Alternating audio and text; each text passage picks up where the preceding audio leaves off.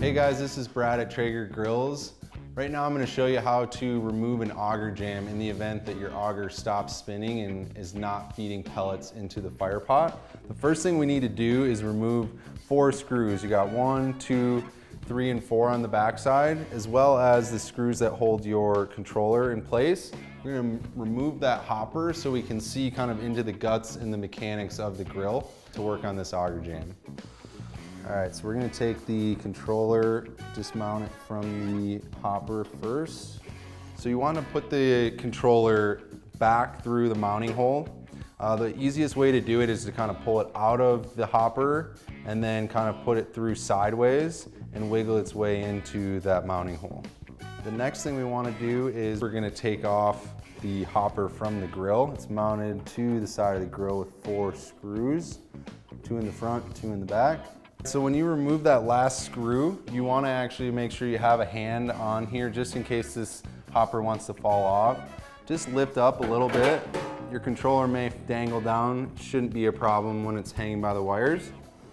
And now we are into the guts of the grill and we can work on our auger jam. Right now, just so we can show you kind of a better, closer look at what's going on, we pulled the entire hopper burner assembly out of a junior grill that has an auger jam. There's a couple tools that you're gonna need to get rid of your auger jam. One of them is gonna be a 7/64 Allen key, a pipe wrench.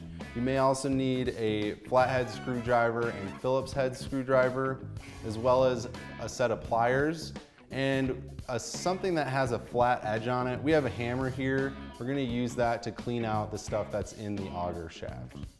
First thing we're gonna do is remove the shear pin that is holding the auger motor to the auger shaft. You're gonna need your Allen key and the pliers to hold down that nut.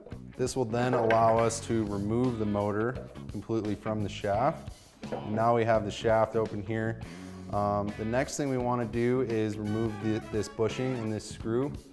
This can either be a flathead screw or a Phillips screw. Once we get that out, we're going to want to just simply try and move this. If we can't move it, this is when our pipe wrench is going to come in handy. Mine's pretty seized up right now. It's extremely wet inside there, and I think the pellets are just holding it down. And this is a pretty solid auger jam, as you can see. Sometimes after a couple cranks, this will be a lot easier.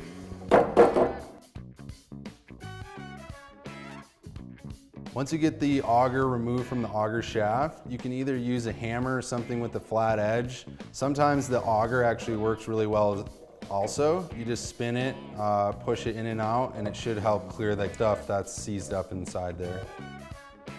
Once everything's done, you've got the auger shaft cleaned out. We have a little bit of a mess to clear out. You're gonna wanna use a vacuum. A shop vac works really well. You wanna focus on clearing out the fire pot of any excess pellets or objects, as well as the top of the auger here, and anything that may be inside of the auger shaft.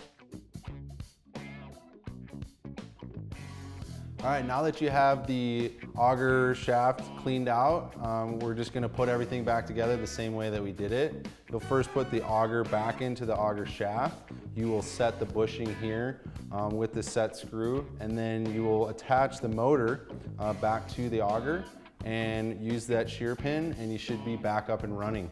Whether you have wet pellets or random other objects that have gone into your hopper into the auger shaft, this is how you fix an auger jam.